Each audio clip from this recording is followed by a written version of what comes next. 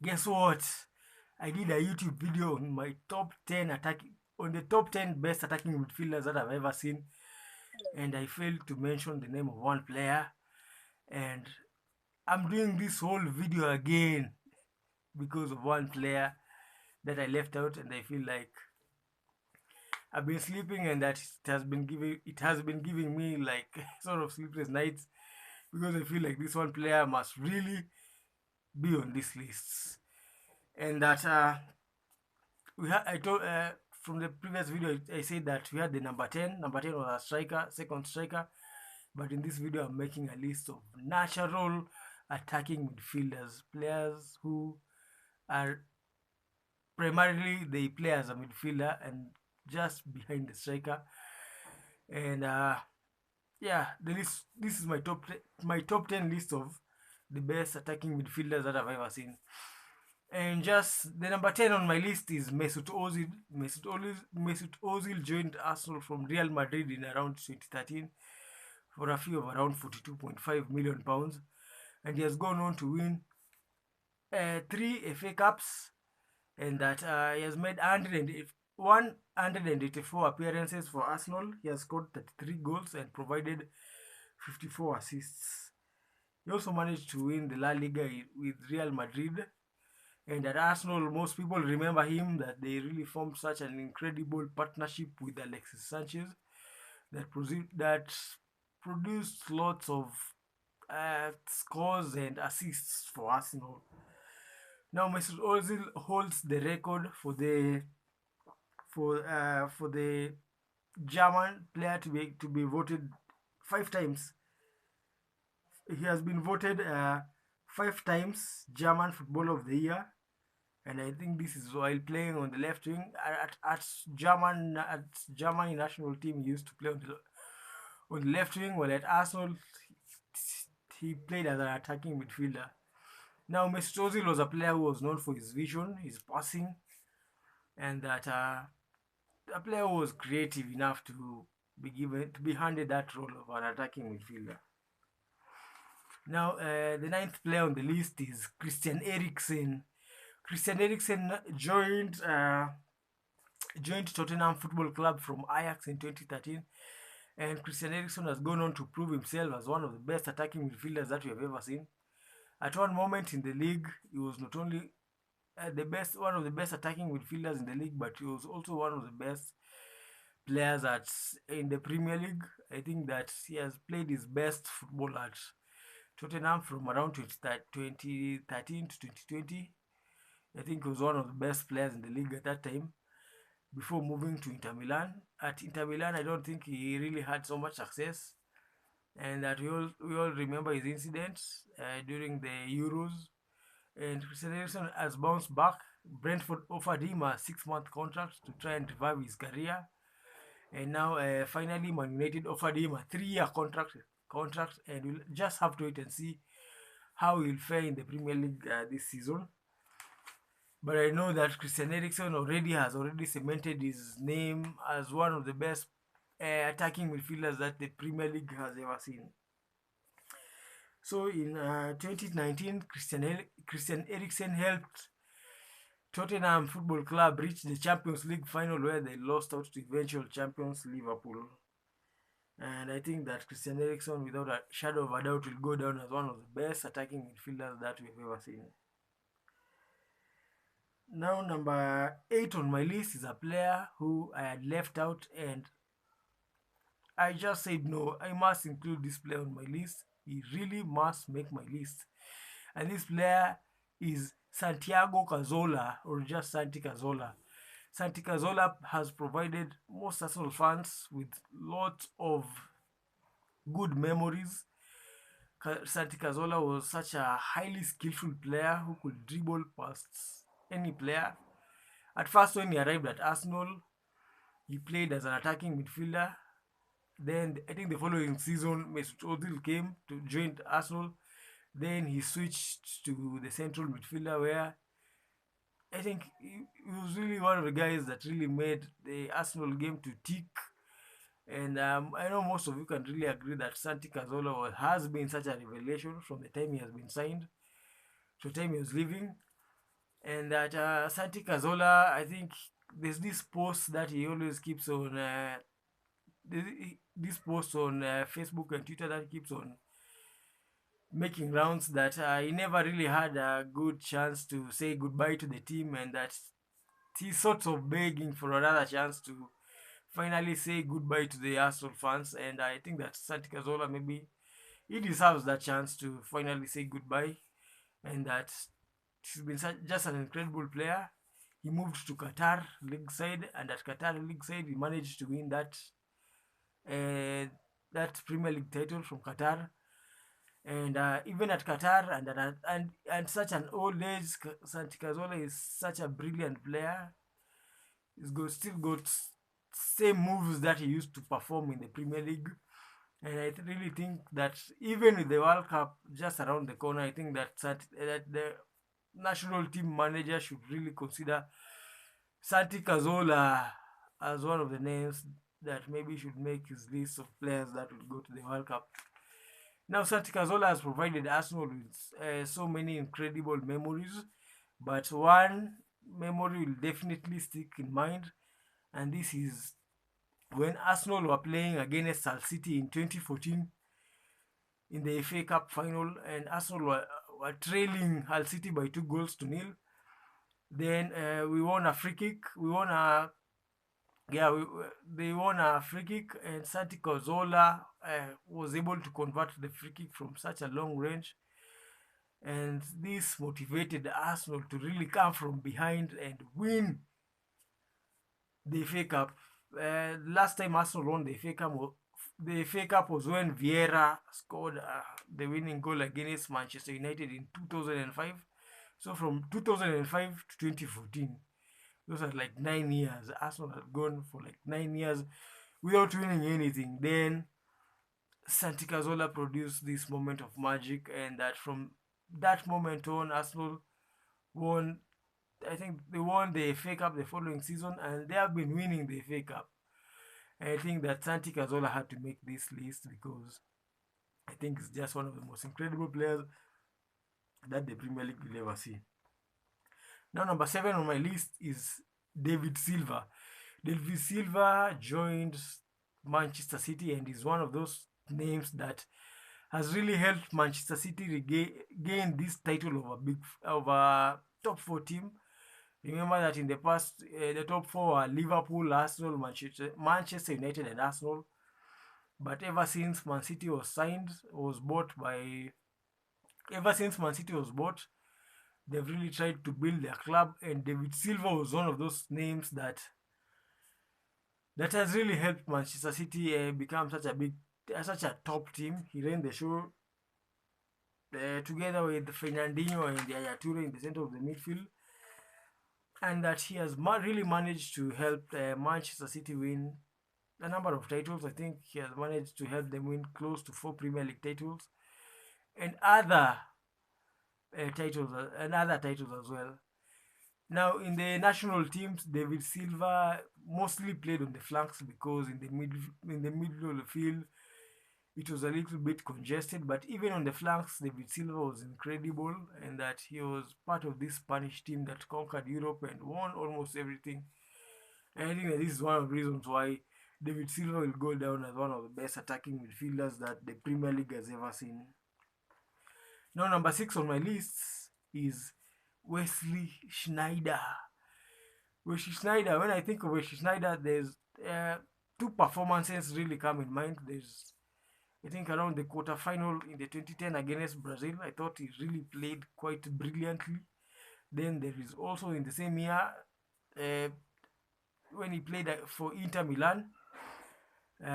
They faced Barcelona in the semi or the quarterfinals, and I think he scored one of the goals that helped Inter Milan to reach the final and eventually win that title. And I think that his performances for that season really makes Sneijder to be one of the great attacking midfielders that I've ever seen. Sneijder was not just a one-season wonder, but he was consistent from the moment he started playing football. Which Sneijder has been very consistent. He has represented big clubs in Europe. He's played for Ajax, Real Madrid, Inter Milan, Galatasaray, And this is a player who was capable of striking the ball with any foot. He was hardworking, visionary, was technically good, and that he was also a free kick specialist. And I think that this is one of the reasons that Wesley Schneider will go down as one of the best attacking midfielders that I've ever seen. Now the fifth player on the list is Steven Gerrard. Steven Gerrard was he was a captain, he was a leader.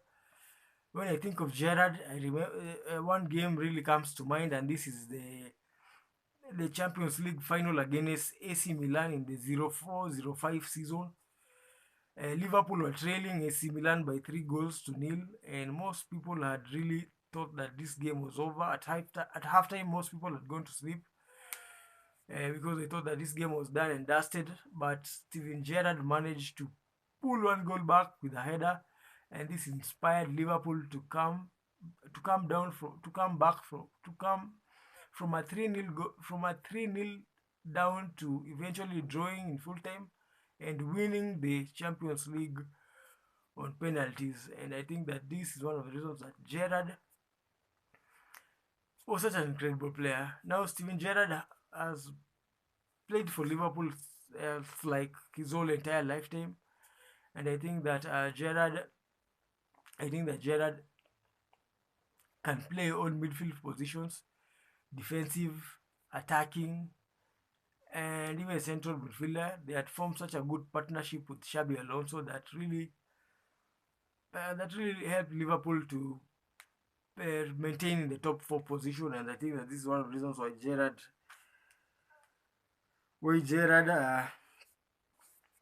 Steven Gerrard will go down as one of the best attacking midfielders. And I think he had long range shots. I think that there's a time he really excelled when he played just right behind Fernando Torres. I think at that time he played as an attacking midfielder, and that during the latter end of his career, he switched to the holding midfielder position, where I think he was also quite brilliant. And I think that Gerrard definitely deserves to be on this list of the best attacking midfielders. Now, I just want to ask everyone to please consider giving this video a thumbs up and subscribing to my channel. Okay, so the fourth player on my list is Cesc Fabregas. Cesc Fabregas joined Arsenal when he was such a young boy at around 16 years old from Barcelona's La Masia Academy. And at 16 years old, Fabregas had the world at his feet. He was one of the best players that I've ever seen. Without a doubt, the best attacking midfielder that the Premier League has ever seen. He was known for his passing. His vision was just incredible. His passes could just find his teammates. Even if he was surrounded with like 20 players, his passes were just accurate. He could really play such amazing through balls, and that he really excelled playing as an attacking midfielder, and that his passing was second to none, and that he really that formation that Wenger was using at that time, the 4-2-3-1 formation, much of the play revolved around this one position, the attacking midfielder position. I think that Fabregas really played that position quite brilliantly, and without a doubt, Fabregas is just one of the best in that position. Now, when he moved to Chelsea in 2014 from Barcelona, I think he switched to the central midfielder, and even in the central midfielder, Fabregas was just brilliant. He's like the king of assists, and that I think this is one of the reasons why Cesc Fabregas will go down as one of the best attacking midfielders that I've ever seen. Now, number 3 on my list is Kaka.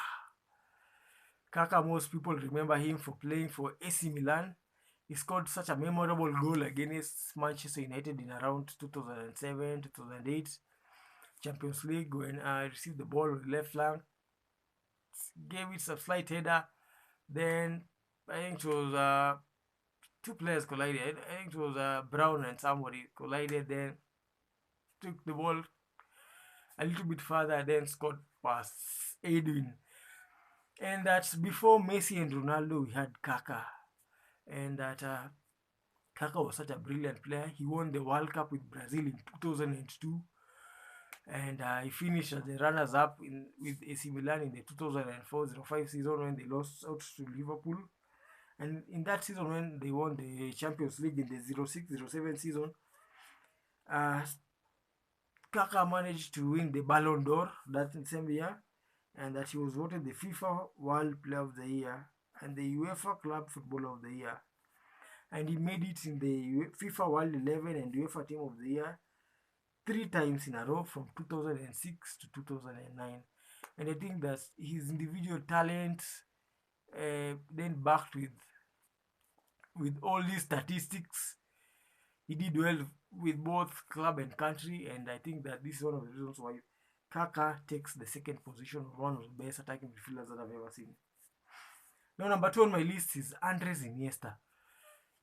Andres Iniesta was just like one of the best players that I've ever seen. He could dribble past any players. He was highly skillful. He was very hard to dispossess, no matter how small he was. And that he scored the winning goal against the Dutch in the 2010 World Cup finals to hand Spain their maiden World Cup trophy. And that he was just incredible. He has been consistent. I think it's only old age that has caught up with him. You know, and sometimes when you're an athlete, sometimes old age will really definitely interfere with your performance. I did that. I think he has been consistent till the last years of his play, and I think this is one of the reasons why Iniesta takes the second position on my list. Now, the first name on my list is a player who is just brilliant. He's incredible. I know that most of you have already started guessing, and your guesses might be right. And this player is Zinedine Zidane. Now, Zinedine Zidane scored 2 memorable goals against Brazil in the 1998 World Cup finals. And I think this is one of the places where he really made a name for himself. And he also managed to win the Euros in the 2000. Now, he was voted FIFA Player of the Year 3 times. For 3 times, he has won FIFA World Player of the Year 3 times in 1998, 2000, and 2003.